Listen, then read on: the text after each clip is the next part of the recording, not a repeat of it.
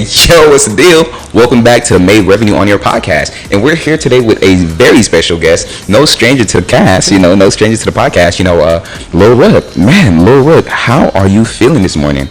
And before you say that, I know we have a lot to talk about. Let them know who you are. I am Lil Rheuk. I'm a singer, songwriter, and geez, I can't talk today all of a sudden. And I can talk all day, every day, except for when I'm on the spotlight.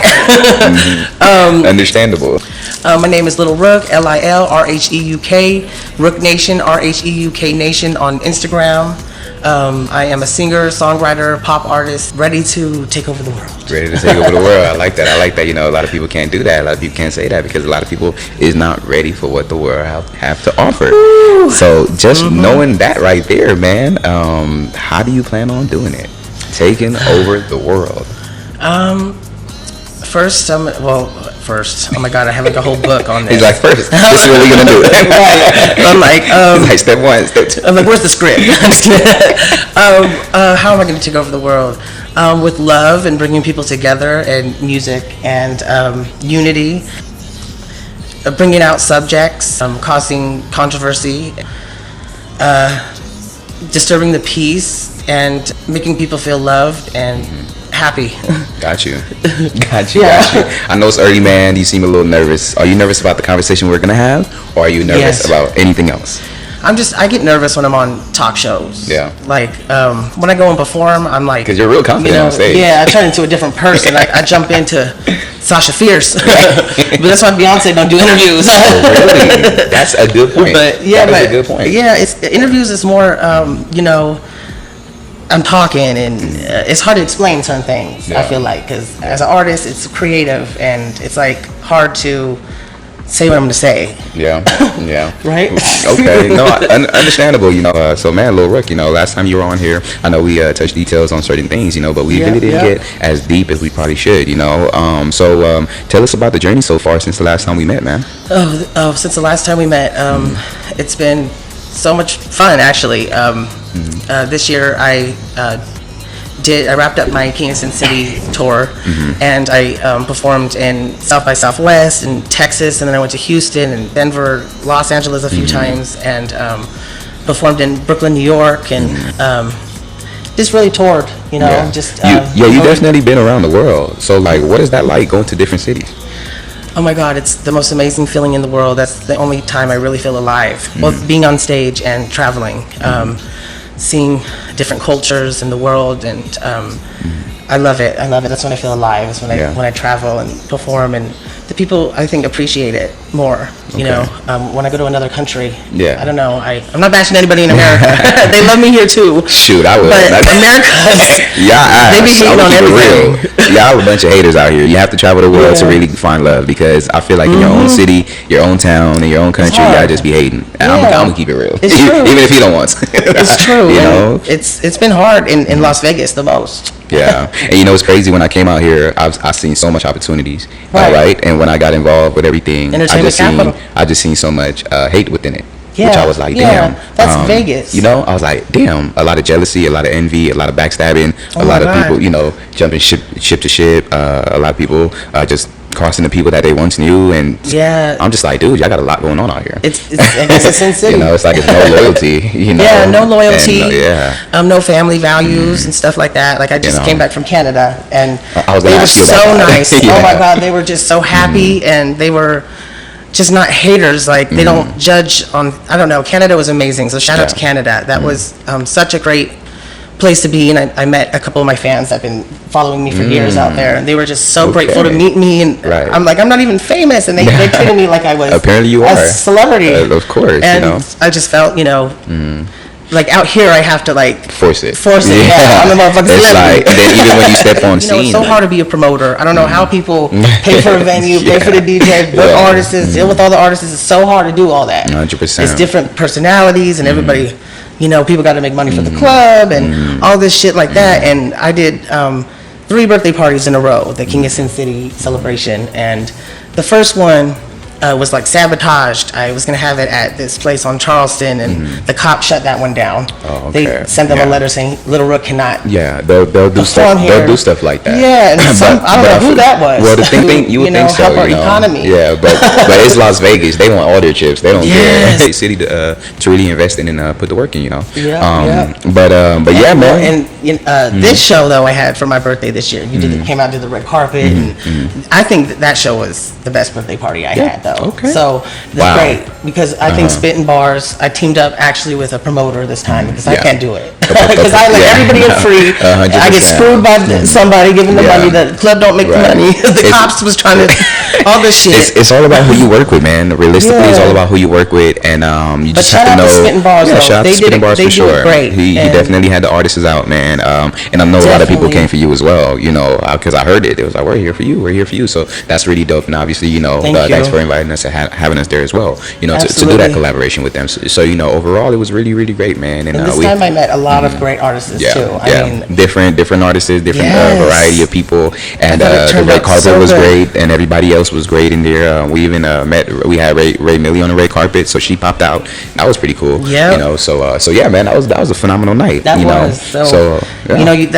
what it is. You got to keep persevering and pushing, and even though things fail, it really doesn't fail. At the end of the day, if you keep going, it will come back, and there will be a good turnout one day. 100%, man. So that's really good to hear, man. So let's dive into it, man. Let's get into it, man. How would you describe yourself as a person to the world?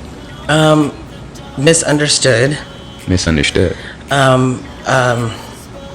Ambitious, emotional, hurt by life. A lot of emotions, outspoken, misunderstood mostly, and how do I feel as a person? Misunderstood. Okay, so that was I heard that a couple of times. So that means that's something that really, that you really, touch base on. So when you say misunderstood, like, what makes you feel misunderstood? I just feel like, people see what they want to see, like on Instagram, that they think I'm, pulling up in limos and, and I'm rich or something, and I'm, traveling the world and spending all this money and blah, blah, blah, blah, blah, and I'm probably like snooty and blah, blah, blah. And when they meet me and they talk to me, I don't think they think I'm humble. They think I'm like stuck up or something. Really? I don't know. Yeah. I'm misunderstood. Like nothing's what it seems. Like I post a lot of great things that I do, and I'm grateful for all that. But nobody knows like the hard blood, sweat, and tears that I went through to get all this, or to make the money for these flights, and struggled. And I don't have a manager or an agent or investor. It's all just me. So I don't think people think that. They probably think I'm signed to a label and I'm doing all this. But I make it look good. Because I but it's Hollywood. Thought you were signed as well. I'm not gonna lie. I mean, but you make it look so well, man. With the advertising, with the promotions, with the shows, with the tour, with everything. Behind closed doors, it's independently. Like, I wish people can see the struggle too. And I try to add that in my music with my lyrics, and so that's why I want to talk. On this interview about just knowing something. Right. That's real. Just knowing that though, and understanding or knowing that people misunderstand you, like, what would you like to make very clear to them right now? Like, how can they understand you a little bit more? Well, I don't know. That's a really good question. I think they can understand me a little bit more. Maybe some people, I feel like they should open up their minds and their hearts, and because they don't understand like things I do. I don't know, my theatrical things. I think they understand. Right. So because they don't understand you, right? Because you said you're on the net, and they see you on the tour, they see you in the limos, they see you, like living that fancy life. But they see that, and you feel misunderstood. How can you make them understand you a little bit more clear, a little better? Like, what can you do to make sure that they understand you a little bit more? I guess performing. I don't think people understand when I perform either. They'll be like, "What the fuck is he doing?" I make it a big. I keep hitting the mic. I make it a big play, or I don't know. I do different things that people don't do, Okay.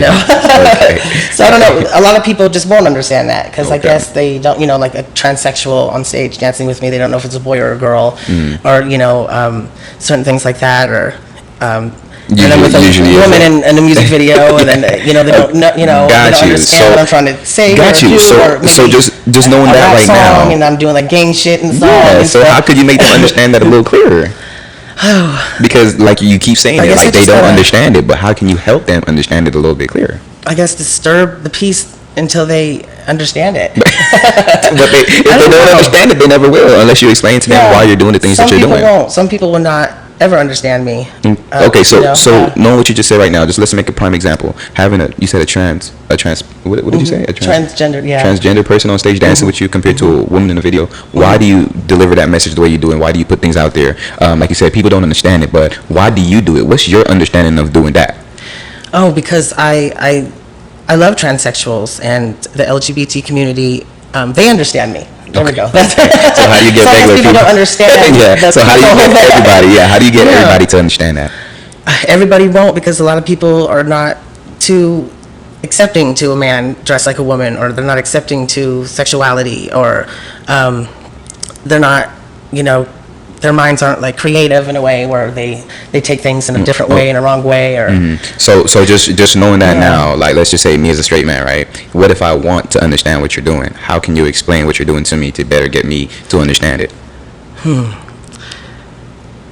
know what? I think I guess what I do is I perform and do what I do and bring that all together during my performance, and I guess it's up to you to understand it. And that's like I said, some people just won't understand me. Yeah. So understand the people or what I do, or so going back to the point, a straight man, I do understand it. Like, what, this is a show. This is cool. This is, and I love to put transsexuals. I had in a few music videos. They're my friends. I have a lot of LGBT friends in Los Angeles and New York, and I studied about the Stonewall riots, and I understand that at one time, to be a gay person or trans or a man who dresses like a girl, they could have been arrested at one time. It was illegal. They could have been killed, and they still are. And I just want to fight for them and stand up for them. And got you. I don't think they understand because people don't understand transgenders. So you just got you. So I think the better way to put it is like you're equal just like anyone else. You know what I'm saying? Like you are human just like everyone else. You put guys like you have certain people on stage with you for a reason, set an example. Like it's okay it's okay for you to be up here with me because this is who you are. Be able to embrace that, and we have the freedom. And music and art and creativity. Okay, got you. Does that? Got you. Yeah. So for those of you who wanted to understand Lil Rheuk a little bit more clear, if he is misleading on his Instagram or misunderstood to some people on his Instagram. I feel like I misunderstood. Right. So do you think I'm misunderstood? I just feel like you just have to be. No, I just feel like you just have to be a little bit more clear with your points. Right. You know what I'm saying? So you're not. I don't feel like you're misunderstood. I just feel like you're an overthinker, and there's a lot. And you just got to know how to express it. Your points and meanings a little bit more. Because we kind of took a little while to get that out of you just now. Because you said you were misunderstood, but we're really I really just wanted the audience to understand you a little bit more clear. Right. For those who don't. People misunderstand that I work with a lot of gangster rappers, and they think, oh, why are you working with a rapper and doing a Bust It Down and the trap house shit, and I'm not. Got you. I've never been in the trap house. They think I'm fake. But I'm not. So do you think people? I'm in the trap house. Do you think they just expect you to be a certain way? Do you think the world expects you to be a certain way instead of like when they see you with these gangster rappers, they see you with women in your videos, and then they see you with like a transgender dancing with you on stage? Or even just a gay man. Yeah, you get what I'm saying? Yeah. Do you think they expect just you to be a certain type of way, and it kind of confuses them a bit? Yeah, or do you think that's where the misunderstanding comes from? Or maybe it's just it's different, and I guess not everybody has that open mindset. Yeah, because I'm a different kind of artist. I don't just get up there and sing a song. I have to make a point in a way, or a story, or I have to make it theatrical. And I don't, I play like Halloween. I went that what is it called, veil. The veil, that red thing, and I took it off, and blah blah blah. People were like on the internet, "You're a devil worshiper," like the church bells were ringing, and blah blah blah. But they don't understand. No, that was like and that was actually inspired by Snow White. Got you. And they did not understand. Snow White wore that red robe. Got you. When she went to the Evil Queen and got back her palace. Got you. See, now we're being a little bit more clear. Maybe they don't understand it because it's a fantasy. And the way and the fact that you explained it, that it was literally just a character based off Snow White. Now they can understand that a little bit more. You get what I'm saying? Instead of just judging you from what they see and what they believe and what they think, because that's just a human instinct. You know, which is they're just closed-minded or narrow-minded. Which is human. You know, so okay. But they hate on it. So all right. It took us a little while, but I hope I said that right. We're getting to know you a little better and a little bit more clear. So that's really dope.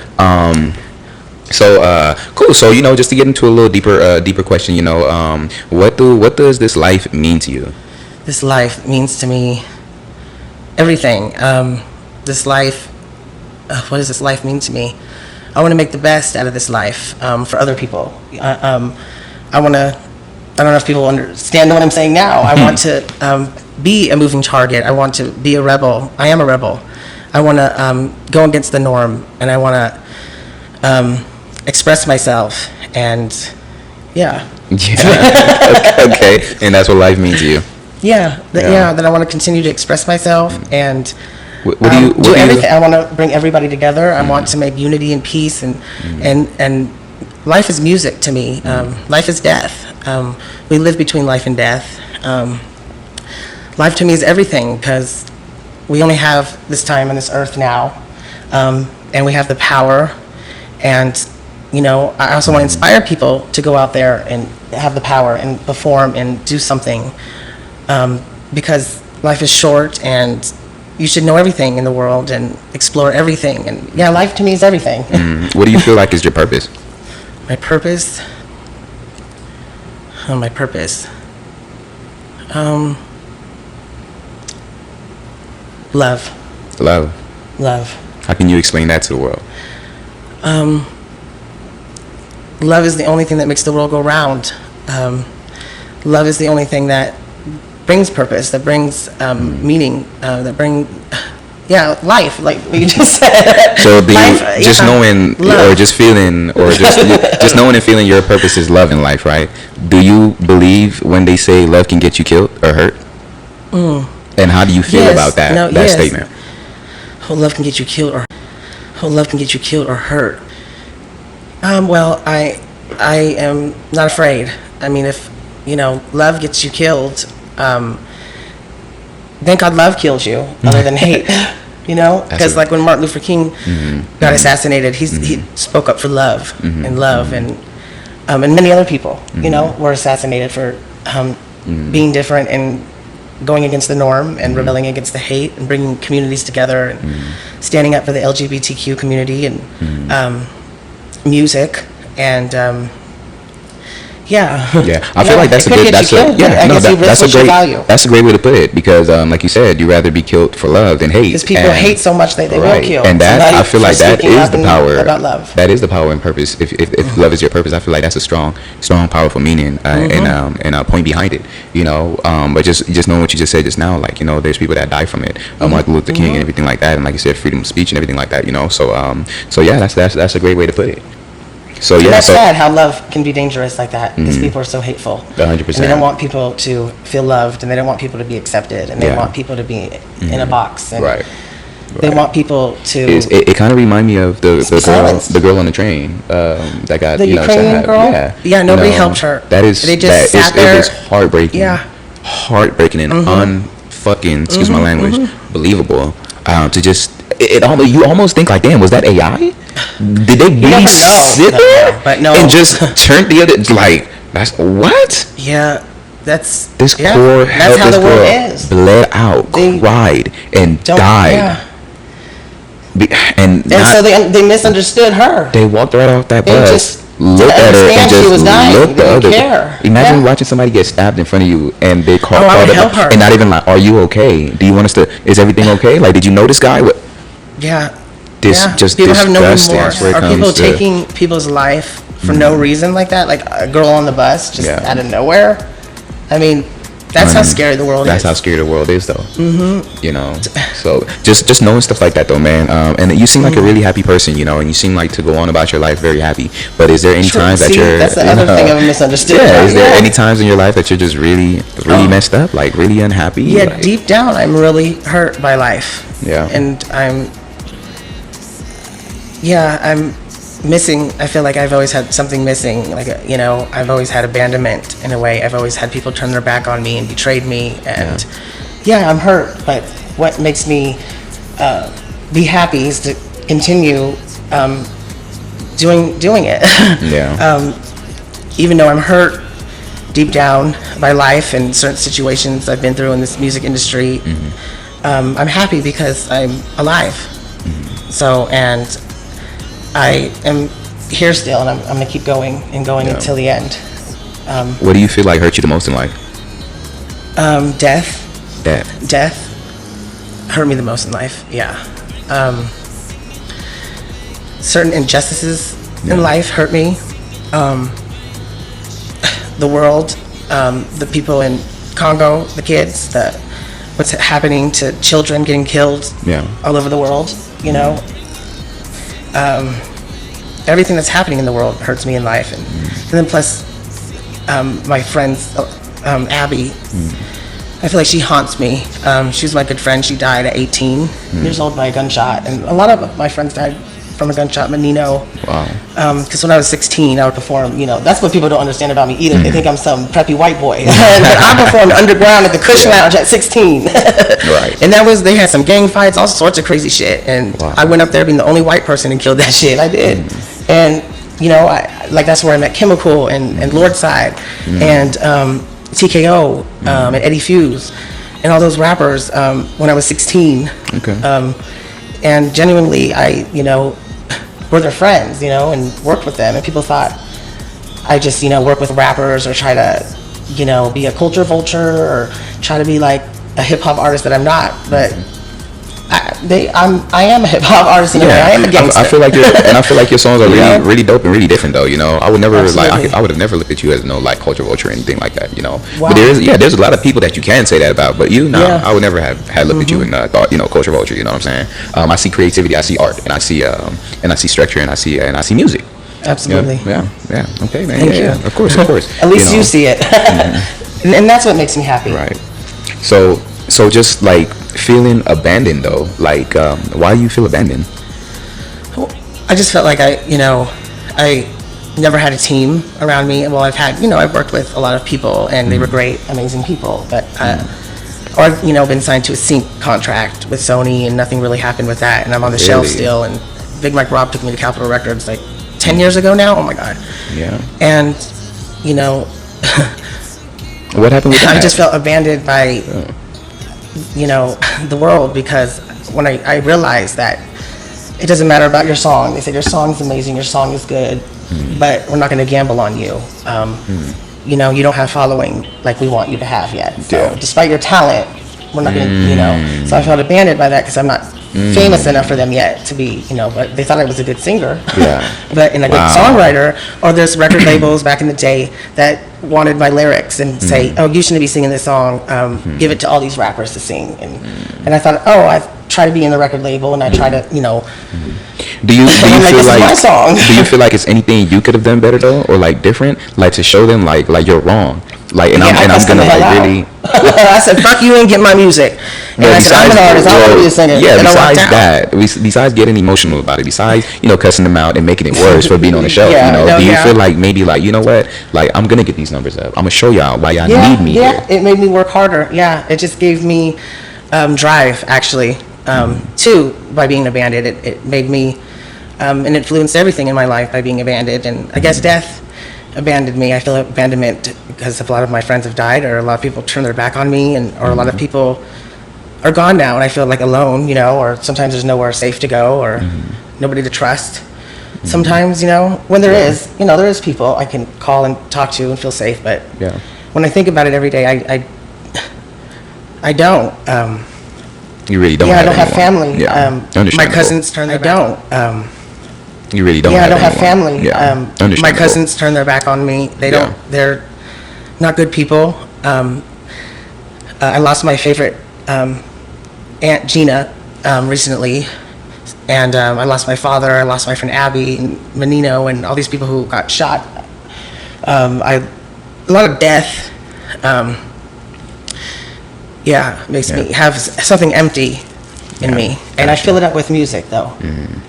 And okay, I just feel abandoned, like they left me, people, alone. Right, but you put that into your music and everything. Got you. I guess I have a substitute for love, too. Like, I don't feel alone when I'm on stage performing, or when I'm doing music and traveling. I don't feel alone. Okay. But at the end of the day, music helping you cope with that. Tell us about this Hero album. And is this an unreleased album, or is this? Oh no, it's released. It's released. Yes, okay, Hero. So tell us. Go get Hero today. Tell us a little bit about that. And this is your latest album, right? Latest album, Hero, is a very, very deep album. It's about music. Is my hero, and it's very. I have a song called "Light It Up," and it's about some, deep things about substance abuse and feeling grief, and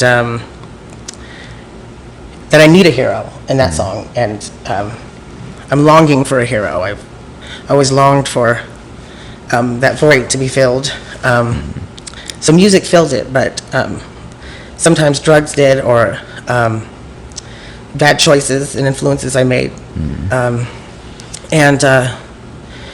But that's being a hero, and it's risking what you value, and it's being real and true to yourself. And I also have a song on Hero called Live to Tell, and that's, to me, those lyrics are about people who passed away to HIV. I had a friend that died to HIV. I don't need a hero, and music was my hero. And music was your hero, okay. And then there's heroic songs like Live to Tell and that, and Hard to Love. Okay.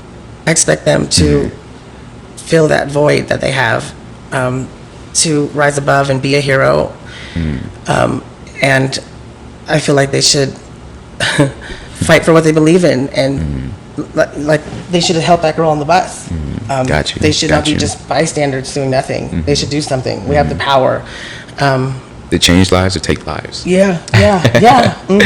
Yes, that's right. And I think we all need a hero. Love in your life right now, like anyone that you love, that you could truly say, My mother. Yeah. My mother, my ancestors to protect me who passed away. And like a substitute for love. Like when I went to Colombia and performed, or Canada or New York City, and I performed there for the first time, or went to Israel and sang for the soldiers years ago. That kind of stuff. Okay. And then I know you said you have a song about HIV and AIDS. Like, how did that come about? That's Live to Tell. Because I lost one of my friends people to it, and I just think it's important to protect people. It's having LGBTQ supporters and putting a lot of that in my work. I definitely, have supported the AHF Foundation, the Elizabeth Taylor Foundation, to promote that people still need to talk about protecting themselves and stopping the spread, and I care about them. Got you. Well, people that have HIV in general. I mean, kids have it, and I just believe that people forget about things, and how many people died so quickly back in the day, and now they can get treatments, and now you can get it for free at your doctor. Now you could be on a prevention pill so you don't give people HIV or get HIV, and I just believe in, at least there's magic now to stop them from getting AIDS and make them undetectable, and I just believe in promoting that. And safe sex, but I do believe children have it. You can get it through drugs too, and like it's transmitted through parents and everything like that. And so I promote clean needles too. Got you. I just because if you have a platform and you're going to be controversial and you're going to be sexual, or promote sexuality, you got to tell people. Promote it the right way. You got to tell people if you're going to do this. Not for sure. Because music influences people. Because somebody once asked me, I'm not going to say their name, but they were like, "Oh, I don't have to wear a condom. I can't get a guy pregnant." And I said, but you can spread disease. Yes. Yeah. So they're not educated still. Yeah, no. Like, how do you feel when people attack you guys' mental health, and they're like, oh, like these people? Well, they think they're mental because of what they're doing. Yeah. I think anybody can have mental health, no matter if you're straight, gay, bi, black, white, Hispanic, Donald Trump, Kamala, all of y'all mental. We're all a little bit mental. I'm talking about this girl Kimmy. She's trans. She was in Insane. She is trans. She was in Insane music video, and I am no longer her friend. Because she's. You're right. She's not mental. Like, hold on, I didn't say it. She is evil. Yeah. She's trying to kill me and lock me in her house and choke me out because her man come out when she drinks beer, takes off her shirt, watches football. Of course. I try to jump out of her window. I'm like, and then when I'm fighting with her, I'm like, oh, what the fuck? I'm fighting a bitch with some boobs, and it's like. So then you don't look at her as a woman. I mean, yeah. You're like, this motherfucker die. And on top of that, I still support trans, and not everybody. It's just like. A black man, kidnapped me, or a black man put a gun to my head, pulled the trigger on my head, and it missed a revolver. What? Yeah, after a show Mary Jane Gambino put on in 2000, and oh my God, I was like 17. Yeah. And she caused a big riot at the show, and I was parked at her complex at the Sportsman's. The guy? No, Wait, Mary Jane Gambino. Okay, yeah. I was at her house. She put on the show years ago, made a big riot, and ran over this guy's sister or whatever in the parking lot. And then I got taken over there to get my car, and the guy put a gun up to my head, blah, blah, blah, tell me where Mary Jane Gambino at. And I was like, and Mary Jane Gambino went on the internet and dissed me after that for no reason, said all this bad stuff about me. Oh, because and I saved her life, and I almost took a bullet for her. Because I said, I'm not telling you where the house is. And he pulled it, boom, and missed the revolver. And then right there, he takes the bullets out the gun and said, I almost killed you. I almost killed you. And he felt like, oh my God, he could have shot me in the motherfucking head. That is insane. And that doesn't mean all black people are going to come shoot me. Right. You know what I mean? Yeah. Or like white people. Not all white people are racist. Or not all white people. We will hope so. Yeah.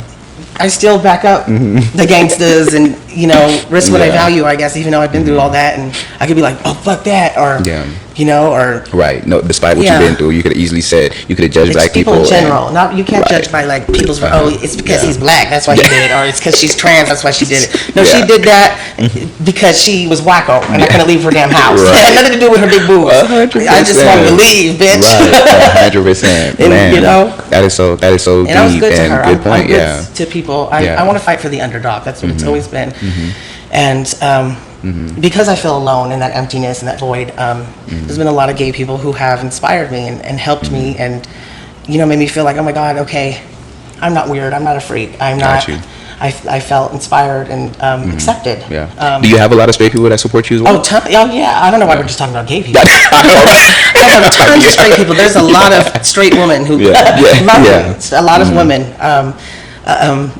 We haven't even talked about the lesbians. I thought that was dress up like me. I on like a hero tour. Okay. I did Kingston City 1 and 2 tour. It was like 3 years for that. And now that ended at my birthday party. So I'm getting ready to go to Los Angeles and do a show at Los Globos on October 19th, and then Phoenix and Tucson in November. And then that's when I'm going to be singing the new album, Hero. Got you. And then a show in Seattle before the end of the year. And next year, I have a lot of supporters in El Salvador, Central America. So that's going to be, nice. They've always wanted me to go there. A couple years ago, El Salvador, the Prime Minister gave me a certificate for me performing at the Central American Independence Day. Well, damn, and you might see my country there.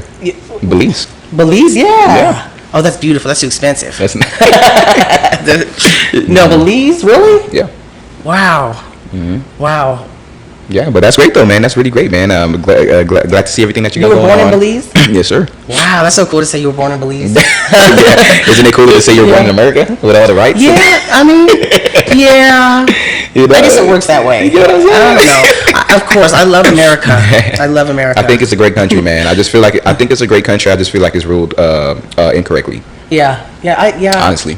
It is. I think right now the world in general is. Oh, for sure. But I absolutely love America. I do. Wouldn't trade it for the world. Realistically, and we take our freedom for granted here because when you go see other countries, they don't have the privilege to do any of that 100%. Stuff. It is still against the law there or in other places. So yeah. Yeah, man. But great, man. Anything else you want to leave us with? Go get the album Hero, and love yourself and never give up. And you're a hero. You know what I'm saying? So I like to think of it like that. But yeah, man, let us hear it before we head up out of here. Oh, the song? Yeah. Wait.